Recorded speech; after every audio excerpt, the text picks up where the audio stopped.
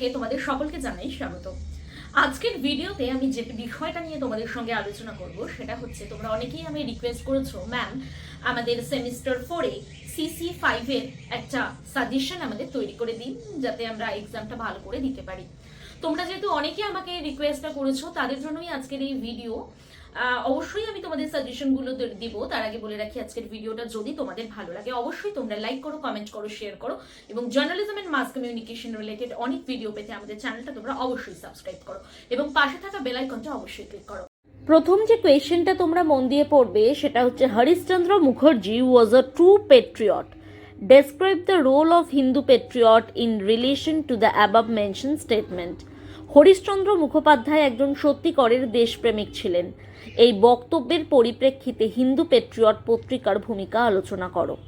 Next question, explain the contribution of Raja Rammohan Roy to establish the mission of native newspapers in India.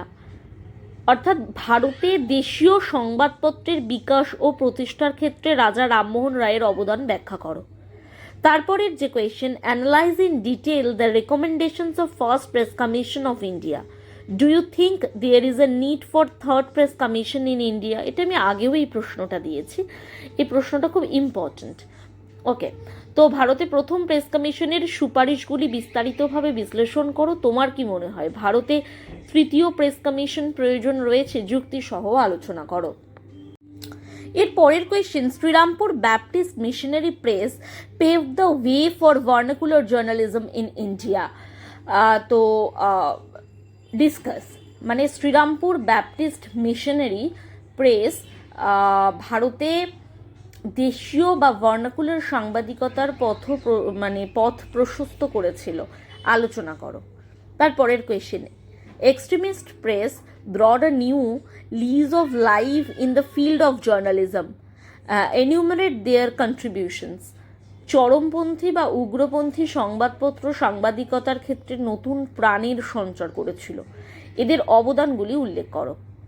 তারপরের question, discuss the impact of Adams gagging act on Indian press. How did sir Charles Metcalfe liberate the same? তো gagging অ্যাক্টের অ্যাডামসের gagging অ্যাক্টে ভারতীয় সংবাদপত্রের ওপর প্রভাব আলোচনা করো। কিভাবে sir Charles Metcalfe এই আইন থেকে ভারতীয় সংবাদপত্রকে মুক্ত করেছিলেন তা ব্যাখ্যা করো।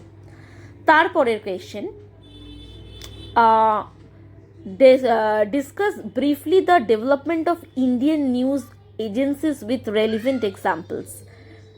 প্রাসঙ্গিক উদাহরণ সহ ভারতীয় সংবাদ সংস্থার বিকাশ সংক্ষেপে আলোচনা করো।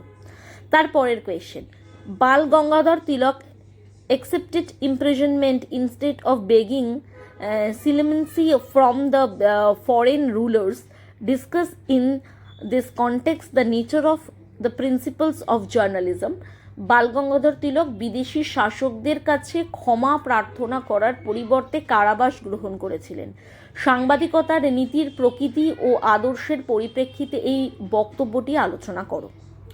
তারপরের question, discuss the role of Anandabazar Patrika in freedom movement. Briefly describe the contribution of Santosh Kumar Ghosh in Bengali journalism. স্বাধীনতা আন্দোলনে আনন্দবাজার পত্রিকার ভূমিকা আলোচনা করো। বাংলা সাংবাদিকতায় সন্তোষ কুমার ঘোষের অবদান সংক্ষেপে বর্ণনা করো। যে প্রশ্নগুলো আমি দিলাম সেই প্রশ্নগুলো যদি তোমরা ভালো করে তৈরি করে যাও তাহলে আশা করি তোমরা কমন পাবে এবং তোমরা ভালো করে পরীক্ষায় উত্তর দিতে পারবে।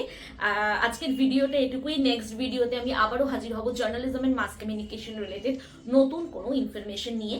এবং যারা জার্নালিজম মাস কমিউনিকেশন এমসি একাডেমিতে অ্যাডমিশন নিতে চাইছো তারা নিচে দেওয়া নাম্বারে আমাদের সঙ্গে যোগাযোগ করতে পারো। নমস্কার।